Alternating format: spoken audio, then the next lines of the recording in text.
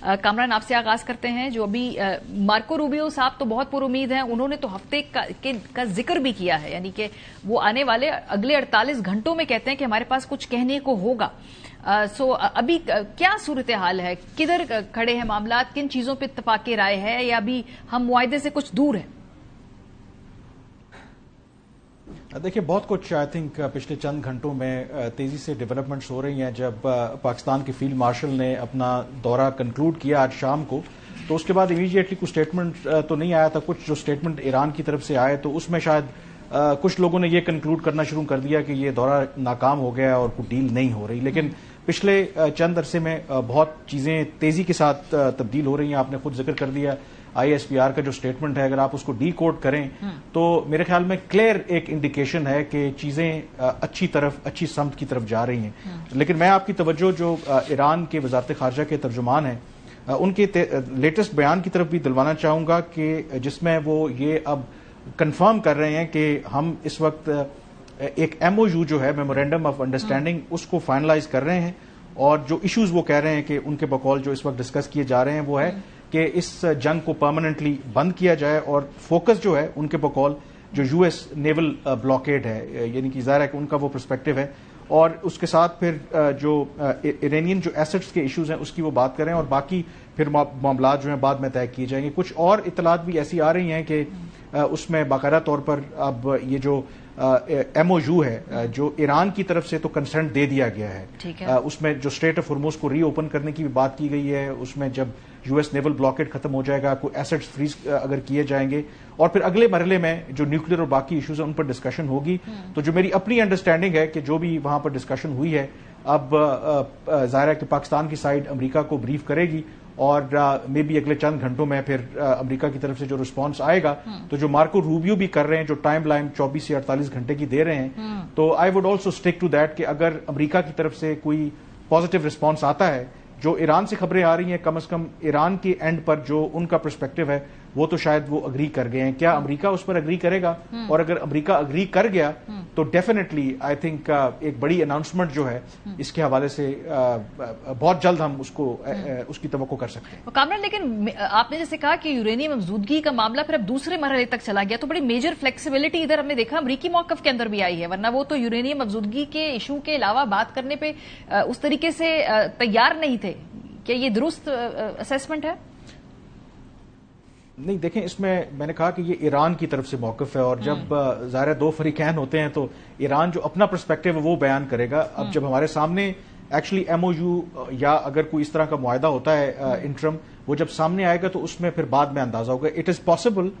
کیونکہ امریکہ کے لیے یہ بہت بڑی چیز ہے. وہ تو ایسا نہیں ہے کہ بالکل اگر آپ اس کو ایکسکلوڈ کر دیں گے نیوکلیر والے ایشو کو تو امریکہ تو اس پہ نہیں مانے گا. یہ پاسبل ہے کہ انیشلی اسٹریٹ آف ہرموز کے اوپر اور باقی چیزوں کے اوپر اگریمنٹ ہو جائے, اور یہ جو عارضی جنگ بندی ہے پرماننٹ جنگ بندی میں چلی جائے, اور اس لیٹر آف انٹینٹ کہہ لیں جو امریکی صدر ٹرمپ نے خود بھی کہا تھا, اس میں جو مجھے لگتا ہے کہ شاید جو دونوں فریقین ہیں جو ایجنڈا آئٹمز ہیں کہ ان ایشوز کے اوپر ڈسکشن ہوگی, تو اس ایشو کے اس ایجنڈے کے اندر نیوکلیر والا جو ایشو ہے وہ ہو سکتا ہے کہ ہائی لائٹ ہو جائے جو امریکہ جو چاہتا ہے, اور پھر جو اس پر مذاکرات ہیں وہ اگلی سٹیج کے اوپر ہوں. تو ایسا ممکن نہیں ہے کہ شاید کہ جو نیوکلیر والا ایشو ہے اگر کوئی ابتدائی معاہدہ بھی ہوتا ہے تو اس میں مکمل طور پر اس کا کوئی ذکر نہیں ہوگا. میرے خیال میں اس کا ذکر ہوگا, حتمی معاہدہ تو ظاہر ہے کہ جب بات چیت ہوگی تبھی ہوگا. تو اس طریقے سے شاید ہو سکتا ہے کہ پھر جو عام طور پر اس طرح کے معاہدے جب ہوتے ہیں تو اس میں لینگویج کے اوپر بھی بہت زیادہ لے دے ہوتی ہے, تو ہو سکتا ہے کہ کچھ اس طریقے سے اس کو ڈرافٹ کیا جائے کہ جس میں جو دونوں امریکہ اور ایران کے کنسرنز ہیں وہ اس میں ریفلیکٹ ہوں, اور دونوں کو ایک ایگزٹ اسٹریٹجی بھی مل جائے, اور کچھ ون ون سینیریو دونوں اپنی اپنی کانسٹیچوئنسیز کے اندر پروجیکٹ کر سکیں. لیکن اس کے ساتھ ساتھ کامران, جو MOU دیر پا نہیں ہے, لیکن اس کے اندر ابھی معاملات میں اور بہت سارے سپوائلرز ہیں. فار ایگزامپل اسرائیل جو ہے ان کی گارنٹی کون دے گا؟ اگر یہ معاہدہ کسی طرف جاتا بھی ہے تو اس کی گارنٹرز کون ہے, اس کو امپلیمنٹ کرنا لانگ ٹرم کے اندر, اس کی خلاف ورزی نہ ہو. تو یہ ساری باتیں جو ہے ابھی بہت مراحل ہیں اس کو فائنلائز ہونے میں, یا یہ طے ہو چکا ہے, یا اس کے خد و خال کچھ آ جائیں گے سامنے آنے والے چند دنوں میں؟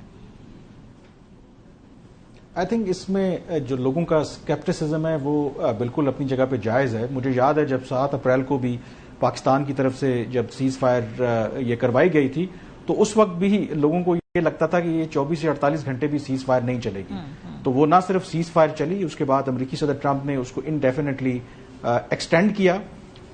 تو میں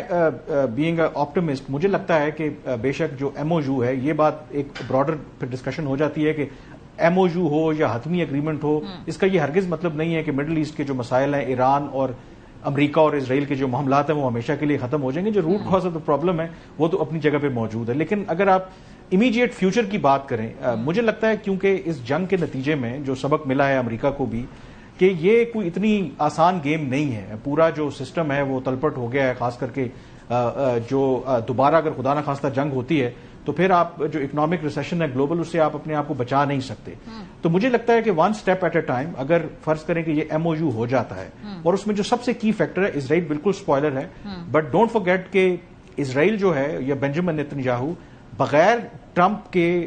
گو اہیڈ کے کوئی ایسا سٹیپ نہیں لے گا. بالکل ٹرمپ بینجامن نیتنیاہو کو اپنا دوست کہتے ہیں، لیکن یہ بھی یاد رکھیں کہ ٹرمپ جو ہے وہ ہی از اے کنگ، اور جو بادشاہ ہے نا، اگر آپ اس کو ناراض کریں گے یا اس کی مرضی کے خلاف کام کریں گے تو بینجامن نیتنیاہو کو یہ بھی پتا ہے کہ وہ کسی وقت بھی پھر پلٹا بھی کھا سکتے ہیں. تو ایز لانگ ایز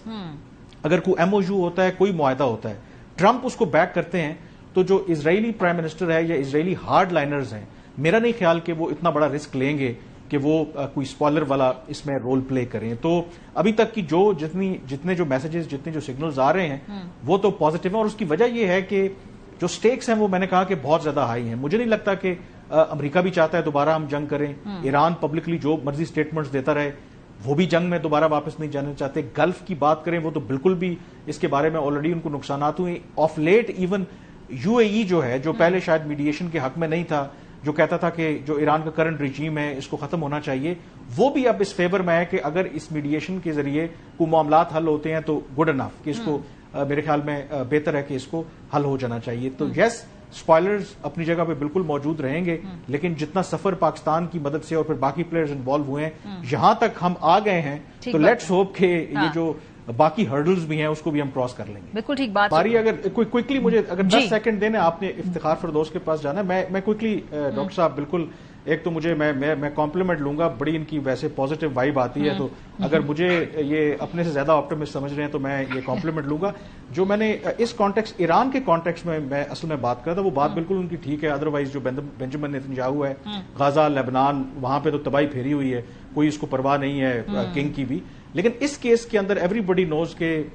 ہمیشہ سے ہارڈ لائنرز کی اسرائیلی کی کوشش رہی ایران پر حملہ کرنے کی، لیکن کبھی اس سے پہلے یو ایس ایڈمنسٹریشن نے سپورٹ نہیں کیا تھا اسرائیل کو. اس میں ان کو سپورٹ بہت چاہیے. آئی تھنک اس کے اندر مجھے تھوڑا سا جو اس میں ڈاؤٹ ہے کہ وہ سولو فلائٹ نہیں لے سکتے ایران کے خلاف، ان کو امریکہ کی سپورٹ چاہیے ملٹریلی اور ادروائز. یہ تھوڑا سا میں کریکشن کرنا